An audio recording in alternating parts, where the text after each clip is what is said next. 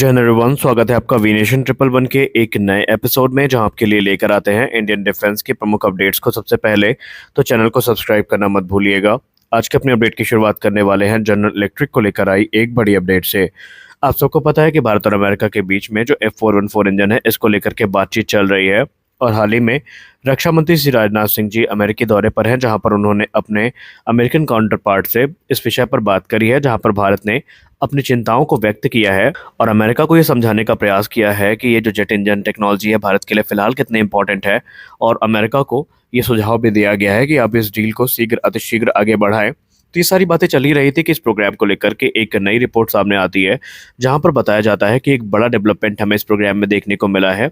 दरअसल general electric F414 engine तेजस mark 2, एमका mark 1 और टेडबीएफ को पावर करने वाले हैं, और ये एक जॉइंट कोलैबोरेशन में भारत में बनाए जाएंगे।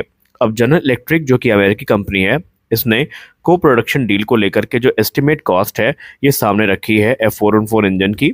और उस कॉस्ट के बाद जो फाइनल निगोशिएशन का दौर है, जहां पर जो फाइनल प्राइसिंग है इसको फिक्स किया जाएगा। माना जा रहा है कि ये बहुत जल्द कंप्लीट हो जाएगी और उसके बाद इस वर्ष के अंत तक जो आधिकारिक डील है उसको फाइनलाइज कर लिया जाएगा।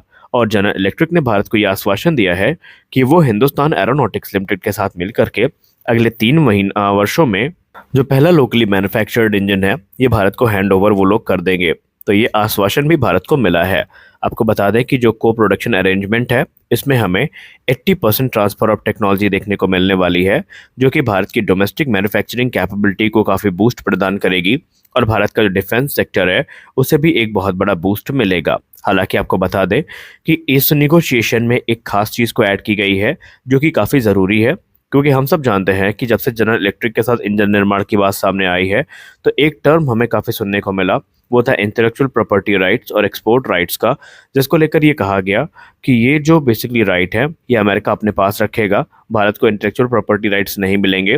तो अब जो फाइनल निगोशिएशन होने वाली है उसमें इंटेलेक्चुअल प्रॉपर्टी राइट को रिटेन करने का जो जनरल इलेक्ट्रिक का इंटेंशन है इस पर भी बात की जाएगी, और भारत इस प्रयास में रहेगा कि इंजन टेक्नोलॉजी के साथ साथ जो इंटेलेक्चुअल प्रॉपर्टी राइट्स हैं ये भी भारत को दिए जाए, क्योंकि बिना जो इंटेलेक्चुअल प्रॉपर्टी राइट है उसके अलावा यहाँ पर भारत अगर चाहे तो फिर फ्यूचर में अपग्रेड करने के लिए अमेरिका की परमिशन उसको चाहिए होगी। भारत इंडिपेंडेंटली इस प्रोग्राम में काम नहीं कर पाएगा। तो इन सारे विषयों को लेकर के इस समय जनरल इलेक्ट्रिक के साथ जो बातचीत है ये चल रही है। भारत ने कहा है ये बात ठीक है कि हमें 80% ट्रांसफर ऑफ टेक्नोलॉजी मिल रही है, लेकिन हमें जो इंटेलेक्चुअल प्रॉपर्टी राइट्स है ये भी मिलने चाहिए, क्योंकि आने वाले समय में अगर हम फ्यूचर इंडिपेंडेंट प्रोडक्शन कैपेबिलिटी को बढ़ाने के बारे में सोचेंगे और टेक्नोलॉजी ट्रांसफ़र का जो नॉलेज है उसको यूटिलाइज करने के बारे में सोचेंगे, तो उसके लिए हमें बार बार अमेरिका की तरफ परमिशन का मुंह देखना पड़ेगा। और आप सब जानते हैं कि जब तक अमेरिका के साथ संबंध अच्छे हैं तभी तक अमेरिका के साथ चल रहे सैन्य प्रोग्राम भी अच्छे होंगे। अगर कभी भविष्य में अमेरिका के साथ संबंध खराब होते हैं तो अमेरिका सबसे पहला जो वॉर करेगा वो डिफेंस टेक्नोलॉजी पर ही करेगा। हो सकता है कि अमेरिका होल्ड कर दे या कुछ भी कर दे, और इसके लिए भारत पहले ही जो इंटेलेक्चुअल प्रॉपर्टी राइट्स है उसको लेकर के अमेरिका के साथ बात करेगा। एक और चीज़ जो आपको यहाँ पर पता होना चाहिए कि जून 2023 में भारत के द्वारा जो ऑफिशियल मेमोरेंडम ऑफ अंडरस्टैंडिंग है F414 इंजन को लेकर के ये फाइनलाइज करी गई थी, और उस दौरान प्रधानमंत्री श्री नरेंद्र मोदी जी अमेरिकी दौरे पर थे और दोनों देशों के बीच में ये आम सहमति बनी थी कि अतिशीघ्र डील को फाइनलाइज करके इंजन निर्माण की प्रक्रिया भारत में शुरू करी जाएगी। लेकिन आपको बता दें कि 2023 से 2024 का मध्य आ चुका है और अभी तक ये डील फाइनलाइज नहीं हो पाई है। हाँ, एक और नई चीज़ जो इस रिपोर्ट में सामने आई है इंजन टेक्नोलॉजी को लेकर के, कॉस्ट को लेकर के, उसमें ये है कि जो यूनिट कॉस्ट आने वाली है एक F414 इंजन की, ये तकरीबन $10 मिलियन पर यूनिट की होगी।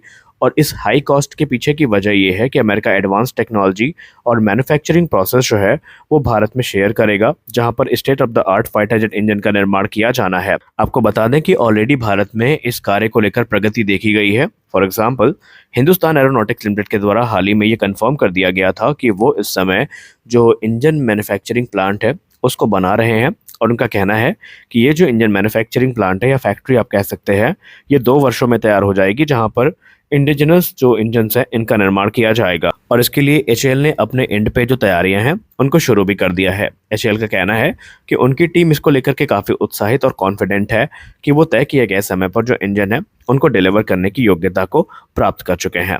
अब आइए बात कर लेते हैं कुछ प्रमुख टेक्नोलॉजी ट्रांसफ़र के बारे में जो एचएएल को जनरल इलेक्ट्रिक के द्वारा दिए जाएंगे और इसमें बहुत सारे क्रिटिकल एस्पेक्ट हैं जो भारत को देखने को मिलेंगे। अगर हम बात करें जो ट्रांसफ़र ऑफ टेक्नोलॉजी की, तो सबसे पहले हमें जो स्पेशल कोटिंग होती है करोजन और इरोजन रेजिस्टेंस की, ये प्रदान करी जाएगी टीओटी के माध्यम से। इसमें बेसिकली होता ये है कि ये जो स्पेशलाइज्ड कोटिंग होती है इनको इंजन कंपोनेंट के ऊपर लगाया जाता है, अप्लाई किया जाता है, और ये उन्हें कोरोजन और जो इरेसिव डैमेज है इससे प्रोटेक्ट करते हैं। और खासकर आप सब जानते ही हैं कि भारत की जो क्लाइमेट कंडीशंस हैं वो कैसी हैं। कहीं पर काफ़ी ज़्यादा गर्मी पड़ती है, तो कहीं पे काफ़ी ज़्यादा ठंडी पड़ती है, और तो कहीं पे जो बारिश का मौसम है ये बना रहता है। तो अलग अलग वेदर में इनको कोरोजन और इरोसिव डैमेज से बचाने के लिए ये जो स्पेशल कोटिंग है ये काफ़ी काम आती है। दूसरी चीज़ जो हमें देखने को मिलेगी वो हॉट एंड जो होता है इंजन का, उसके लिए कोटिंग है वो देखने को मिलेगी। दरअसल इसमें जो एडवांस मटेरियल और टेक्निक्स हैं ये इस्तेमाल करी जाती हैं, जो कि जो इंजन के कंपोनेंट हैं जो कि एक्सट्रीमली हाई टेम्परेचर पे ऑपरेट करते हैं उनको प्रोटेक्ट किया जाता है, और इससे उनकी जो ड्यूरेबिलिटी और जो परफॉर्मेंस है वो काफ़ी ज़्यादा इन्हेंस हो जाती है।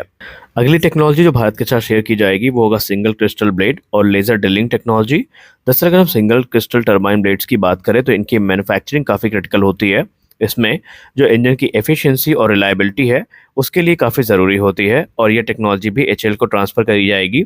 तो वहीं लेज़र ड्रिलिंग टेक्नोलॉजी की बात करें तो ये काफ़ी क्रूशल होती है प्रिसाइज कूलिंग होल्स को ब्लेड्स में बनाने के लिए, जिसकी वजह से जो ऑप्टिमल परफॉर्मेंस होती है हाई थर्मल स्ट्रेस के दौरान वो इंजन में बनी रहती है, और किसी प्रकार की जो वहाँ पर नुकसान की संभावना है उसको ये ख़त्म कर देती है।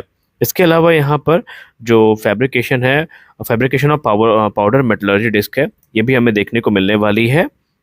इसका सबसे बड़ा बेनिफिट ये होता है कि इस एडवांस मैन्युफैक्चरिंग टेक्निक की सहायता से Hindustan aeronautics limited high strength disc जो है उसको बना सकती है, जो कि इंजन के टरबाइन सेक्शन का इंटीग्रल पार्ट होते हैं। इसके अलावा मशीनिंग और जो कोटिंग है सिंगल क्रिस्टल टरबाइन ब्लेड्स की, ये भी भारत के साथ शेयर करी जाएंगी। इसमें जो प्रिसाइज मशीनिंग होती है वो हमें देखने को मिलती है, जिसकी सहायता से जो ब्लेड्स होती हैं वो बेसिकली हाई टेम्परेचर और कोरोसिव एनवायरनमेंट में विथस्टैंड कर पाती हैं, और इनका जो लाइफ स्पैन है और परफॉर्मेंस है वो काफ़ी ज़्यादा इन्हेंस हो जाता है।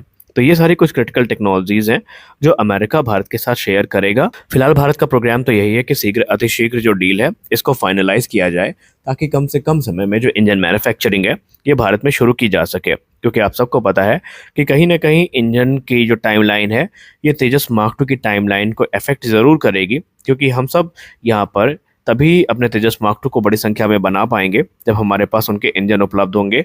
न सिर्फ तेजस मार्क 2 बल्कि जो एमका मार्क 1 है उसके लिए भी ये जो टेक्नोलॉजी है ये काफ़ी इंपॉर्टेंट है, और माना जा रहा है कि इस वर्ष के अंत तक जो डील है ऑफिशियली ये फाइनलाइज कर ली जाएगी। तो आज के इस वीडियो में बस इतना ही। मिलते हैं अगले वीडियो में कुछ और अपडेट्स के साथ। आशा करते हैं कि ये वीडियो अच्छी लगी होगी। वीडियो अच्छी लगी तो वीडियो को लाइक करिए, नए चैनल को सब्सक्राइब करिए। मिलते हैं अगले वीडियो में, तब तक के लिए जय हिंद।